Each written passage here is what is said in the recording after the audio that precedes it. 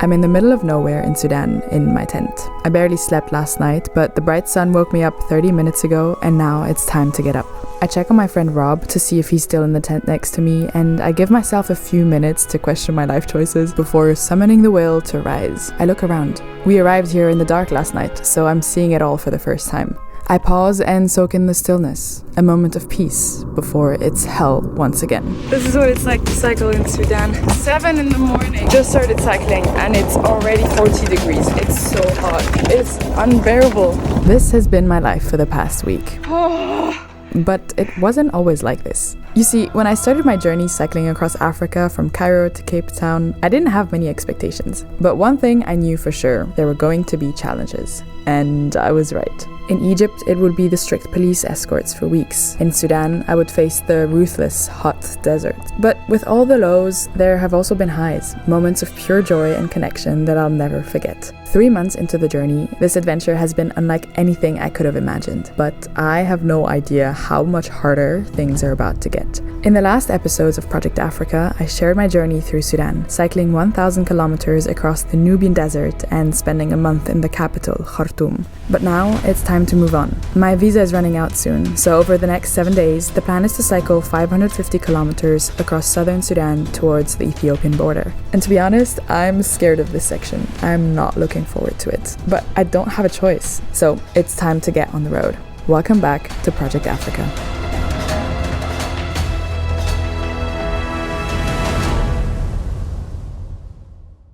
Today we leave Khartoum, and I immediately realized that this is gonna be nothing like my first week cycling in northern Sudan. That was tough, but this is another level. A week of hell begins right away as I face the worst roads I've ever ridden on. The amazing highways we had in Nubia have turned into hundreds of kilometers of potholes. In fact, the roads are so bad that in some areas, cars prefer to drive off-road to avoid them. Unfortunately, that is not an option with our thin bike tires. It's scorching hot outside. The temperatures are above 40 degrees Celsius for most of the day. I also, conveniently, just started my period. I'm in so much pain that I barely film anything this whole week, conserving all my energy to push forward. My brain goes on autopilot, and I just focus on silently pedaling further. After 100 brutal kilometers, we end the day by camping next to a chicken farm, I think. On day 2, I learned that the terrible roads and heat are just the beginning of all my problems. Yep, my first flat tire of the trip. I've never fixed a flat before, so what better way to learn than right here, in the desert, in the middle of the day, when the sun is at its peak.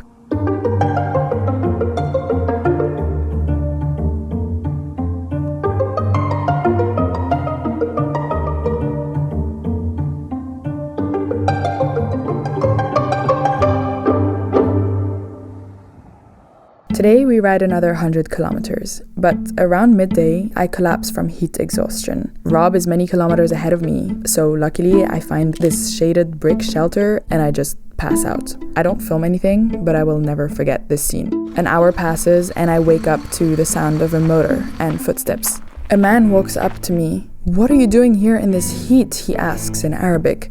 "Enti kwesa?" "La," I say. "Handak maya?" "Come. Follow me," he replies. And I do. He takes me to his house nearby. Some ladies bring me water, juice, food, and give me a bed to rest inside. His name is Mustafa Nzar. He has 3 wives and many kids. These photos are all I have, but I will never forget this family who helped me when I was all alone. At around 3 o'clock, I hit the road again and catch up with Rob. We just arrived in Wed Madani, one of the cities in the south of Sudan. You know, I think I got super lucky with Mustafa, because apart from the occasional children and bizarrely thousands of white birds, there's barely anyone else outside. And no wonder, the Sudanese know to shelter from the sun.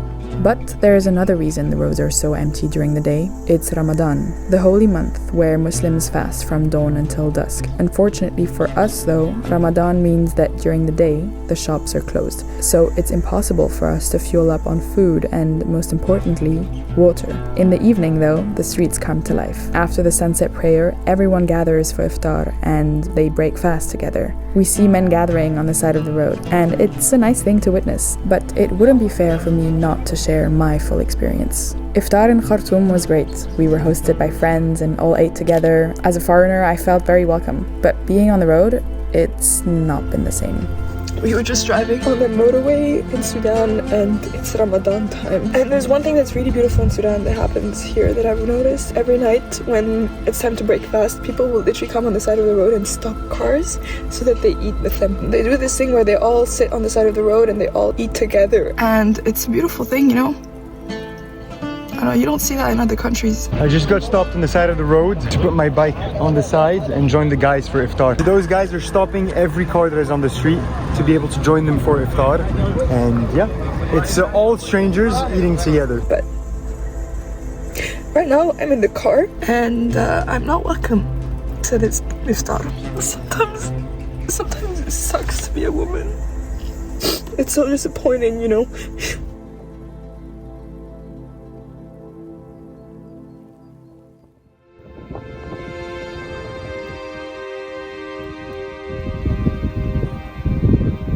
Supposed to be here. Almost reaching the border with Ethiopia. This is probably one of the toughest days. We got side wind, 45 degrees weather, very dry weather too. It's getting tough.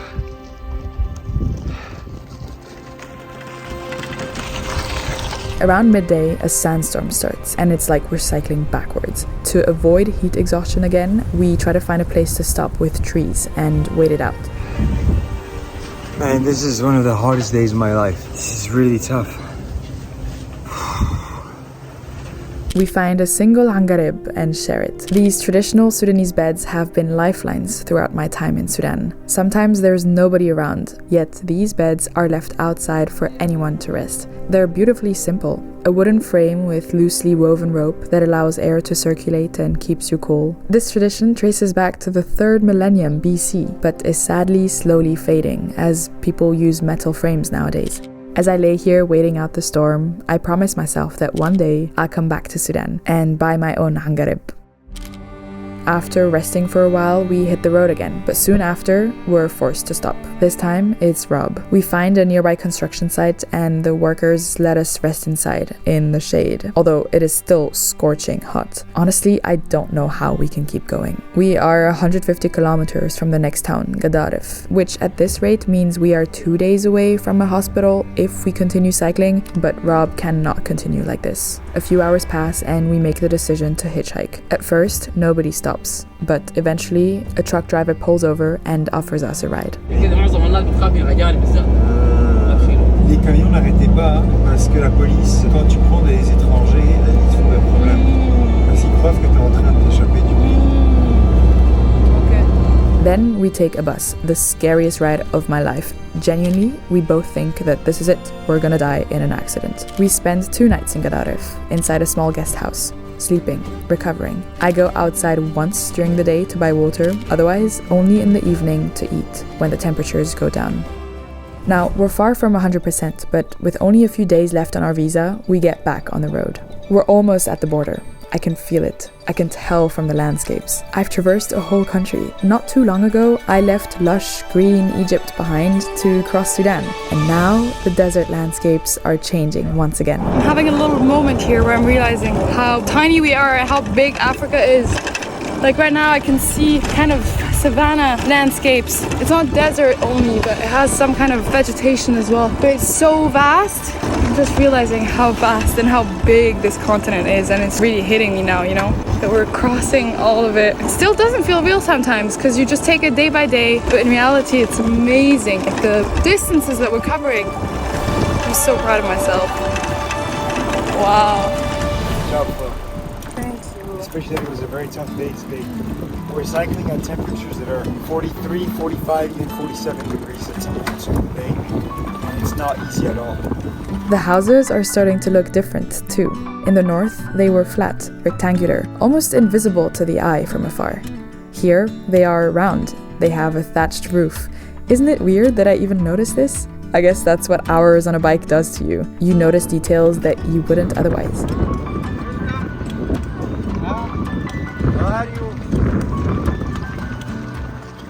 I'm going to miss Sudan. I made a lot of good memories here.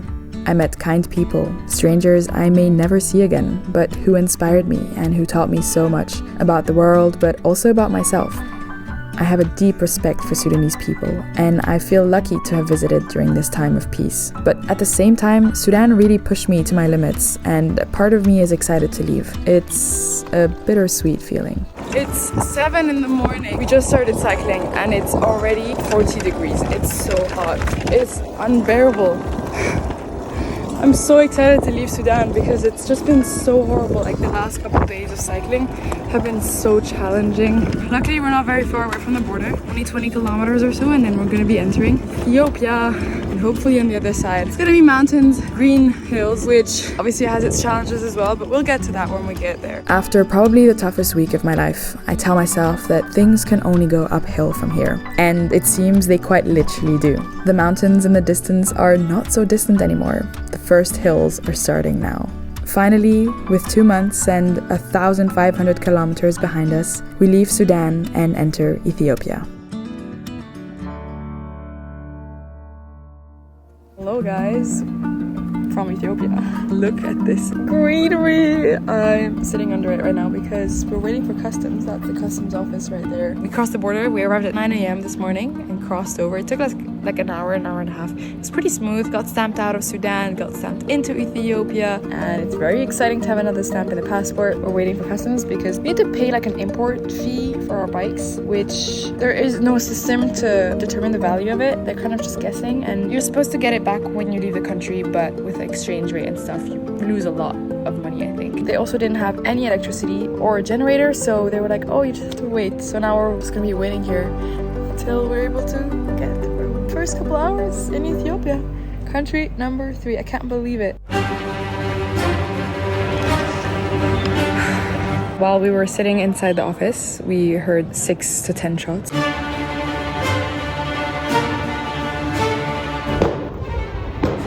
I am not kidding, this is our welcome to Ethiopia. While Rob goes back and forth across the border to exchange money and bring us food, It's injera with a lot of veggies. Fresh juice. I'm gonna enjoy this so much. I spend hours inside the office with the most incompetent customs officer I have ever seen. And suddenly, all hell breaks loose outside and Rob captures the scene. I don't know what's happening. There's like a bunch of army guys coming in a truck and people screaming.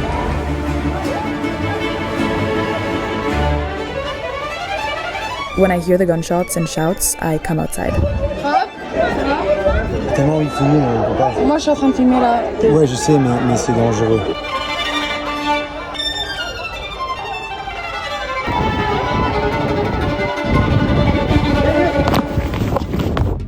It's almost 5 p.m. We're still at the border. It's crazy. I was just inside, like, doing all the paperwork, and I start hearing shouts and screams, and Rob was out there right at that moment, bringing back a plate of food that we ate. I'm heading back to the shop to give the plate to the lady who cooked it for us, and I literally see 300 people coming towards me, young kids to adults, all with sticks, some with actual weapons, some screaming, and behind me, the military. I was stuck in the middle. It was insane. I wish I could film, but it was way too risky. Riots broke out just in front of the office building where we are, like right on the border. There's like 4 trucks full of militia of some sort, or the army, I'm not even sure. There's a guy that just started shooting in the air. It's crazy. There's multiple people that told me to stop filming, screaming at me, what are you doing? You can't film. I put everything in the hidden folder in like less than a second, and I showed them my phone. I told them, no, I have nothing. I don't know what exactly is happening, but I think there's some kind of governmental decision that happened a couple days ago, and the people in the army are not happy about it. So we're stuck in riots at the border between Ethiopia and Sudan, and we can't do anything because it's dangerous to move. So we're just gonna sleep at the border. I don't know how safe it is to sleep here, but we don't really have a choice. What an incredible first day, eh? I don't know what the next days are gonna look like because there's been riots on our first day. Sun is setting. I guess we're gonna be sleeping at the border. Isn't that crazy? This is the border. That bridge right in front of us. And we're gonna sleep here tonight. Wow. Yeah, it's pretty, eh? So this is how I end my time in Sudan. Exhausted, scared, and clueless about what is about to happen next. Surrounded by military trucks and not a soul because the border is closed at night. But actually, it turns out we're not completely alone. This is just hilarious. I guess we're gonna stay at the border tonight and we're not alone. Yesterday on the way here, we met 2 pairs of travelers that were overlanding Africa. So one was going from south to north and one was going from north to south. The second one was a van of Russians, and now we found them again at the border. We're stuck here together. I pitch my tent, which has become my little safe space now, and under the watchful glow of the full moon, I try to get some rest. And trust me, I'm gonna need all the energy I can get, because starting tomorrow, I'll be cycling across Ethiopia.